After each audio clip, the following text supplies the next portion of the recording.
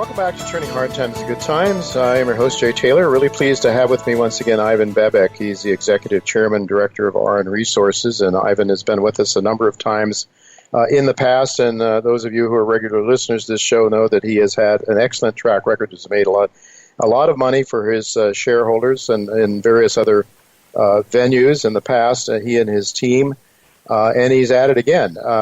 There's always mining requires a certain amount of patience, no doubt about it, exploration, development, and then something called COVID-19 comes along and sets you back a little later. There's always something, it seems, but patience is required, and with the patience and good science and people that can raise money, success will ultimately come, and I think we're looking at Auryn Resources as a chance to have a really big year this year, so I'm really pleased to welcome Auryn.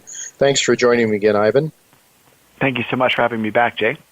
It's really good to have you, and I should start out by telling our listeners, in case they're not familiar, you trade in Toronto under AUG. You can buy it down here in the States. I think it trades on the New York Stock Exchange under AUG. 95.3 million shares. You can correct me if I'm wrong about that, but I think that's approximately it. I saw the shares trading. Yep. What is it? 104, yeah. Oh, 104, okay, 104 shares, 104 million shares. Trading at about $2 a share in Canada earlier today. That would make it about $1.50 in U.S. money, I suppose. But anyway, that's a little under, it'd be around $200 million, I suppose, in Canadian money in market cap, right? Something like that. That's correct. Yep. So, all right, so let's talk about, I'm very excited about things you have going on down there in Peru, your Carabaya and Sombrero projects. Update us on those, and what are your plans this year down there? I mean, I can't wait until you start drilling those puppies because they look really exciting. Yeah, thanks, Jay. Well, look, first of all, we want to thank you and a lot of listeners and shareholders for the patience. Just when we thought we were going to hit the ground running in Q1, we had to deal with the COVID pause, and very empathetic, and we were able to help out a ton in the communities. But what's happened recently, we've basically gone from a holding company in Q1 at the start of one of the biggest bull markets to being an exploration company. As of June 21st, we can work again in Peru under the new guidelines. So, I think that we've definitely teased the market enough with the opportunity of Sombrero being extremely large scale, comparing it to Las Bambas that sold for about $8 billion in 2014, and some of the other major mines nearby. That's only been the top 5% of the land position we've accumulated at Sombrero. So there's a lot more to come. Definitely another huge copper target, as well as a very big precious metal target called Cello down south that we were about to get our hands on and start taking samples on right before COVID took place. So that's now going to be fully live for us. So you'll hear a lot of news about more. Not that more was needed, but more is there because we were first movers and we cornered the belt. On Carabaya, the incredible grades of silver and gold, we're waiting for geophysics and some more sampling before we can actually apply for the permits there, which both companies, I think, both assets will be able to be drilled in Q4 of this year. At Carabaya, the big find that we've had in the recent weeks was there's more post-mineral cover. There's more dirt covering the rocks than we thought.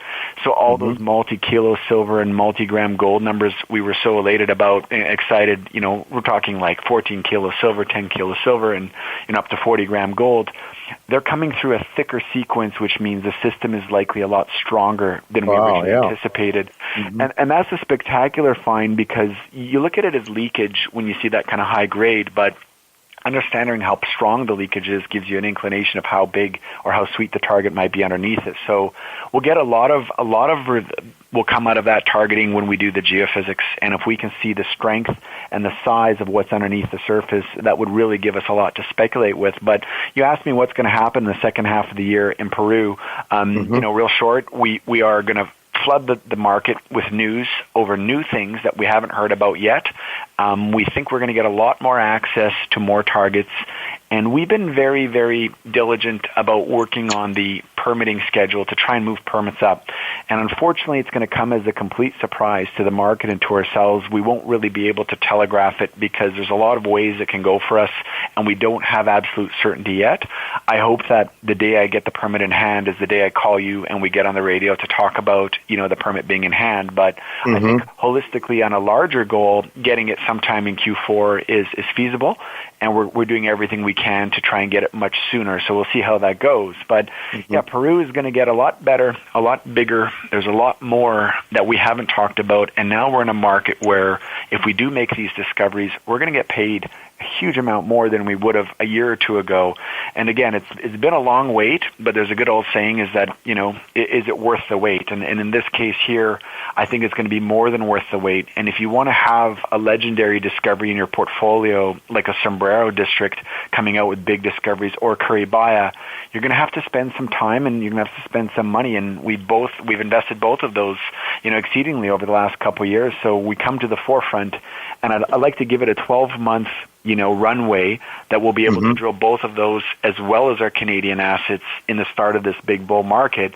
And so we've never been better positioned. Our fundamentals have never been better in terms of timing towards permit, in terms of runway or pipeline of world-class targets that we can drill, and most importantly, in terms of commodity price and ability to future capital that we have in front of us. So it's really exciting. No, it is, definitely. Very exciting. Well, let's talk about Committee Bay. What are your plans up there? I mean, you've spent something like $60 million up there already, drilled 276 holes over this massive property you have up there. Again, when you're looking at world scale targets, it's not quick and easy. It takes a lot of drilling, a lot of money, and then you're up there in Nunavut where your season is fairly short, but what are you planning to do at Committee Bay this year? Well, that's a great introduction because we have spent a lot, and the prize is going to be worth a lot more than what we've put into it because of the mines that are being found up there, like Meliadine, 11 million ounces, or Amaruq, about 6 million ounces.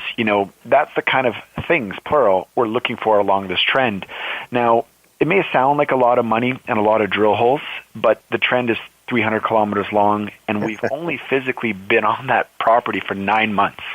So you imagine, Jay, going to a property and spending $60 million drilling 276 holes in 9 months. That's an incredibly compressed period of time. What I will say, though, it's not all about complaining how long and how hard it was. The outcomes have been spectacular, and we've given a little tease with a breakthrough we had last year that we've touched on in recent press releases. We started applying that to the rest of the trend, and we think we're going to have another season of 10, 12 targets along the trend with these world-class swings, and that'll be ready for next year. Unfortunately, COVID won't allow us to drill it this year, but first and foremost, there is 25,000 meters worth of fuel to drill up there, so we have a really big head start. We get the summer to really refine the targeting and paint the really big picture that we're all going to want to experience as we go into this robust gold market into next year. Yeah. Well, you certainly have a lot going for you, and you have other properties that are non-core assets that you're looking to monetize. I know you had one in British Columbia that I was aware of, but where do those other non-core properties stand? Because if you can somehow monetize those and use the money to to finance your exploration, that would be a big plus for shareholders. Yeah, without saying too much there, Jay, because always have to be careful on public disclosure, I'll make the comment that the recent metal prices have made those worth a lot more and made it a lot more executionable or reasonable for us to do it. I mean, at $1,350 gold, there's no race to go sell a high-quality gold project, right? But at $1,750 going on potentially or through $2,000, things have changed dramatically in terms of the value there. So I think the monetization event has gone up considerably, and these are better prices to really entertain it. So I'd look forward to something here in the next quarter to see hopefully that we can do something with them. You mentioned that I think you said something about community development or community relations. That's always key. It's not something that necessarily excites markets, but it's very important. And I think you indicated you were taking some time to develop good relations in Peru down there with the locals. Is that right? Yeah. So we've spent about $1 million to date at Sombrero since we've been there for about 2.5 years. And we've done various programs, from agricultural programs has been a big thing. And then recently during COVID, not only was the towns cut off from Lima during the restrictions, but we brought in supplies, very sanitized supplies so that, people could have food and other things they needed. We've also brought in medical supplies necessary to arm them with a preparation for COVID should it hit their communities, right? And, as much as it's fun to make a lot of money for shareholders, I think the people that finance us should be very proud that we take it very serious, that we impact a lot of people's lives, and we do what we can to be positive, sustainable, and have a long-term influence.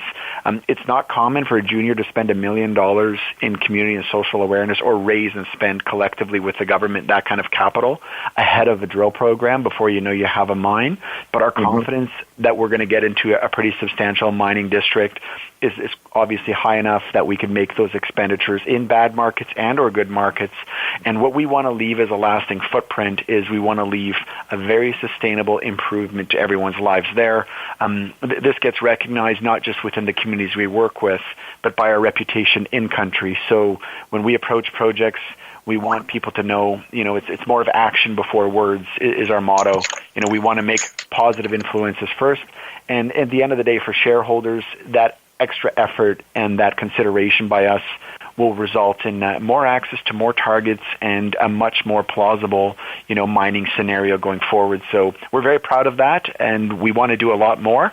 And so once we have access, we plan to do a lot more. And, I think the confidence has never been higher, and the fundamentals have never been stronger than they are today based on, the added metal prices, but also the timeline to permits, which is resuming for us. So I think a very exciting second half of the year. One thing that we haven't touched on here is we have 7 projects in our portfolio. Some we could monetize, other ones that have different metals, pure gold in Canada, copper gold in Sombrero, and predominantly silver and gold in the Curibaya area. And, I've talked openly, I think, on your show about potentially spinning these off or spinning them into 3 different scenarios that we could all enjoy going into the bull market. The assets most certainly are mature enough. We have enough confidence behind them to do that. I think the last 2 metrics has been people to run these things, so we're not too diluted, as well as the ability to raise capital metal prices. And right now we're seeing all of that. So in a best case scenario, Jay, I'd love to see this happen before year end, to see us deliver that to shareholders. And if we can provide, 3 shares to our shareholders going into this incredible bull market with world-class discoveries in each one of those shares, I don't think we could do more for shareholders, which includes ourselves. We're large shareholders in the start of this market. And as tough as the wait has been, Jay, and I know you've been, and many of us have been frustrated by it, I think that coinciding market timing couldn't have been better planned had we said this 4.5 years ago when we started the company. So a lot of money spent, very mature discovery opportunities. We're not too far away from permits to go drill, and then the market is behind our back. Yeah, indeed. But it is certainly exciting, and if I heard you right, we might actually get some drill results by the end of the year. I think you said Q4 down there in maybe it was on Curibaya. So did I hear you right on that? Yeah, with Curibaya and Sombrero, we're going to try to have permits in hand before year-end and be drilling before year-end. I hope it's a surprise to all of us and comes a few months sooner than I'm suggesting at year-end. But, we'll have to sit, wait, and see. And just what you should know and everyone should know is we're going to do what we can to make sure that process, the second part of permitting, or the permitting process at Curibaya, which is much shorter than Sombrero, you need a different type of permit. We're going to make sure that process goes as smoothly and as efficiently and as quickly as possible. I think we've definitely shown the opportunities. They're exciting that they're there, but it's time to go and drill them, and we're going to do what we can to get the drills running sooner than later. So we'll keep a close eye on how that goes. Oh, I can't wait. Thank you so much, Ivan, for being with us again, and we certainly will keep track of what you're doing. So all the best. Best wishes to you and your team.